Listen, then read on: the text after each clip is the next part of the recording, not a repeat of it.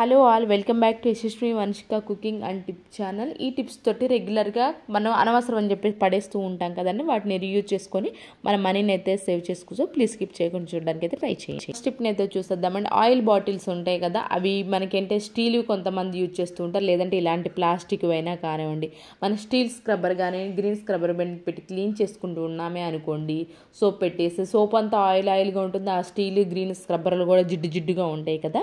ఇలాంటి సోపు అవసరం లేకుండానే ఇంకా మనకి ప్లాస్టిక్ దానికంటే స్టీల్ వాడుతూ ఉంటారు కదండి, అలాంటి వాళ్ళు ఏం లేదు, కొంచెం శనగపిండి తీసుకొని ఏదైతే మీకు జిడ్డుగా ఆయిల్గా ఉంటుందో వాటిని అన్నిటి ఎలాంటి చేతితోనేనండి, ఎలాంటి గ్రీన్ కానీ స్టీల్ స్క్రబ్బర్ కానీ అవసరమే లేదు. దీంతో కనుక క్లీన్ చేసి చూడండి, స్టీల్ అయితే మంచి షైనింగ్గా ఉంటాయండి. జిడ్డు ఆయిల్ ఏవైనా కానివ్వండి, కొంతమంది ప్యాకెట్స్లో కాకుండా డైరెక్ట్గా మనకి స్టీల్ వాటిలో పోస్తూ ఉంటారు కదా, అలాంటప్పుడు కూడా ఈ విధంగా శనగపిండితో కొంచెం వాటర్ వేసేసుకొని ఎలాంటి గ్రీన్ స్క్రబ్బర్లు అవసరం లేకుండా క్లీన్ చేసి చూసారు అనుకోండి, వెంటనే మనకి ఎంత జిడ్డుగా ఉన్నది ఆయిల్గా ఉన్నదైనా సరే కానివ్వండి, చాలా నీట్గా అయితే క్లీన్ అయిపోతుంది. అండ్ అలానే ఒక 2 hours కానివ్వండి, లేదా ఎండలో మంచి ఎండలో వచ్చేటప్పుడు ఆరపెట్టేసుకొని ఆ తర్వాత కనుక పోసుకున్నారనుకోండి మళ్ళీ ఆయిల్, మనకి చాలా రోజుల వరకు చాలా నీట్గా ఉంటుంది, జిడ్డు అనేది లేకుండా స్టీల్ అయితే మంచి షైనింగ్ కూడా అనిపిస్తాయి. నెక్స్ట్ టిప్ వచ్చేసి, కొన్నిసార్లు ఐస్ క్యూబ్స్ కనుక ఇంట్లో కావాలి అనుకోండి, మనకి ఐస్ ప్యాక్ ఉన్న వాళ్ళకి ఓకే కానివ్వండి, ఐస్ ప్యాక్ లేకపోయినా ఐస్ క్యూబ్స్ పెట్టుకోవడానికి కూడా చిన్న మనకి ఫ్రిడ్జ్లో అవైలబుల్లో ఉంటుంది కదండి, ఐస్ క్యూబ్స్ పెట్టుకుని, అది కూడా అవైలబుల్లో లేకపోయినా ఎప్పుడైనా ఐస్ క్యూబ్స్ కావాలి అని అనుకుంటే మాత్రం ఈ విధంగా వాటర్ బాటిల్ క్యాప్స్ ఉంటాయి కదండి, వాటర్ బాటిల్ క్యాప్స్లో పెట్టేసుకున్నామని ఐస్ క్యూబ్స్ అనేది ఈజీగా రెడీ అయిపోతాయండి. మనకు తీయాలి అనుకున్నప్పుడు చాలా సింపుల్.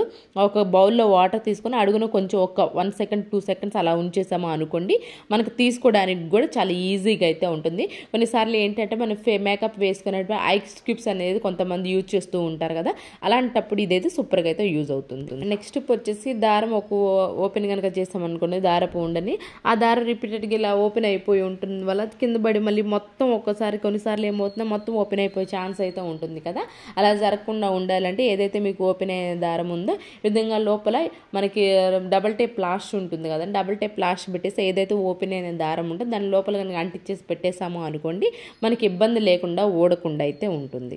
ఇదైతే నచ్చితే ప్లీజ్ ఒక లైక్ చేసి నా ఛానల్ సపోర్ట్ చేయండి. అండ్ నెక్స్ట్ టిప్ వచ్చేసి, ఇడ్లీ ప్లేట్స్ కనుక గ్రీన్ స్క్రబ్బర్ స్టీల్ స్క్రబ్బర్తో డైరెక్ట్ కనుక క్లీన్ చేసాము అనుకుంటా, ఆ గ్రీన్ స్క్రబ్బర్ కానివ్వండి లేదంటే స్టీల్ స్క్రబ్బర్ మొత్తం అంటుతూ ఉంటుంది కదండి, వేరే గిన్నెలు ఏమైనా కడగాలన్నా కానివ్వండి ఇబ్బందిగా ఉంటుంది, ఎందుకంటే ఆ అంటింది మొత్తం వేరే గిన్నెలకు అంటుతూ ఉంటుంది.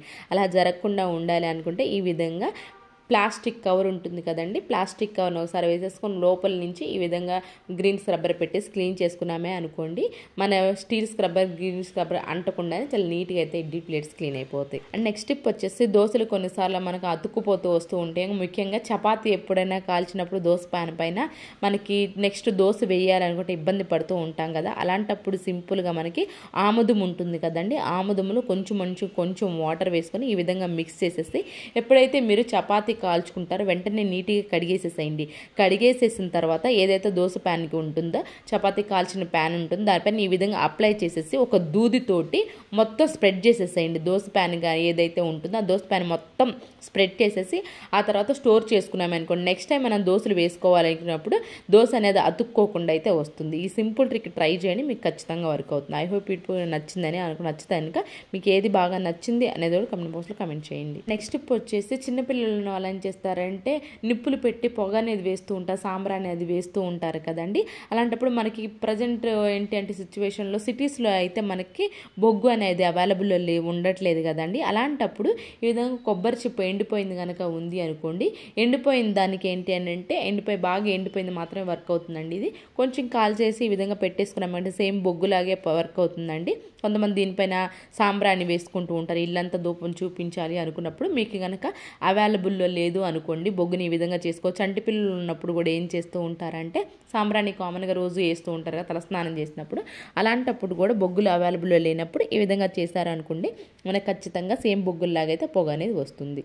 నెక్స్ట్ టిప్ వచ్చేసి సోపు ఏదైనా కొత్త సోప్ అయితే తీసేసుకోవచ్చు అండి. నేను ఇక్కడంటే యూజ్ చేసింది మాత్రమే చూపిస్తాను. మీకు అవసరం ఉంది అనుకోండి ఖచ్చితంగా కొత్త సోపు యూజ్ చేసుకోవచ్చు అండి. దానిపై లవంగాలు ఉంటాయి కదండి, లవంగాలు కనుక పెట్టేస్తే మనం ఇప్పుడు అందులో ఈ సీజన్లో ఏంటంటే కొంచెము వర్షాకాలం కాబట్టి లేదా చలికాలంలో ఏంటంటే మనకి బీరువాల బట్టలన్నిటి కొంచెం తడిగా సరిగా ఆరకుండా స్మెల్ వచ్చినట్లు అనిపిస్తూ ఉంటాయి, కొంచెం తడి చెమ్మ చేరున్నప్పుడు.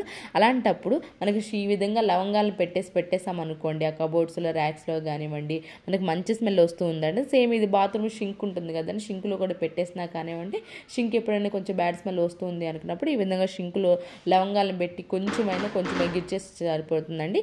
ఎలాంటి బ్యాడ్ స్మెల్ లేకుండా అయితే ఉంటుంది. నెక్స్ట్ టిప్ వచ్చేసి పుల్లల చీపురుకి సంబంధించి సూపర్ యూస్ఫుల్ టిప్ అండి. ఇది ఇప్పుడు చాలా కాస్ట్ కూడా ఎక్కువ ఉంటున్నాయండి. పుల్లల చీపుర్లు అయినా కానివ్వండి, లేదు అంటారు నార్మల్గా ఇంట్లో ఊడ్చుకుని అయినా కానీ, ఇది బాల్కనీలో పెడుతూ ఉంటాం కాబట్టి అడుగున ఏంటంటే ఊరికి తడైపోయి త్వరగా పాడైపోయే ఛాన్స్ ఉంటుంది కదండి.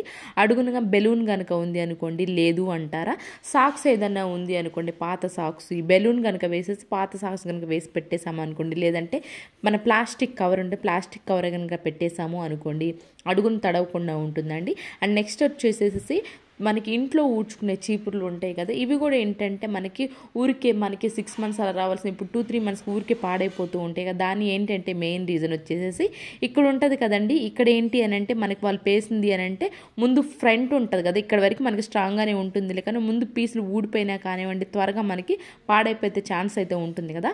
అలాంటప్పుడు యూజ్ అంతా రబ్బర్ బ్యాండ్స్ ఉంటాయి కదండి, కొంచెం స్ట్రాంగ్గా ఉన్నాయి, కొంచెం మందంగా ఉన్నాయి, ఏదైతే తిక్కుగా ఉన్నాయి తీసుకొని యూజ్ అంతా రబ్బర్ బ్యాండ్స్ ఇలా పెట్టేసండి. లేదు అంటారా బెలూన్ బ్యాక్ సైడ్ అనేది కొంచెం కట్ చేసి పెట్టినా కానివ్వండి మనకి స్ట్రాంగ్ అవుతుంది. ఇక్కడ 1-2 కనుక వేసాము అనుకోండి, ఇవి ఎక్కువ స్ట్రాంగ్గా పట్టు ఉంటాయి కాబట్టి ఊడిపోయే ఛాన్స్ అయితే ఉండదండి. మనకు త్వరగా పాడైపోతే చీపులు పాడే ఛాన్స్ కూడా లేకుండా అయితే ఉంటుంది. ఈ టిప్ కనుక యూస్ఫుల్గా అనిపించి ఉంటే మాత్రం ఖచ్చితంగా ట్రై చేయండి. అని ఏది బాగా నచ్చిందని కమెంట్ బాక్స్లో కమెంట్ చేయండి. Thank you so much for ever watching.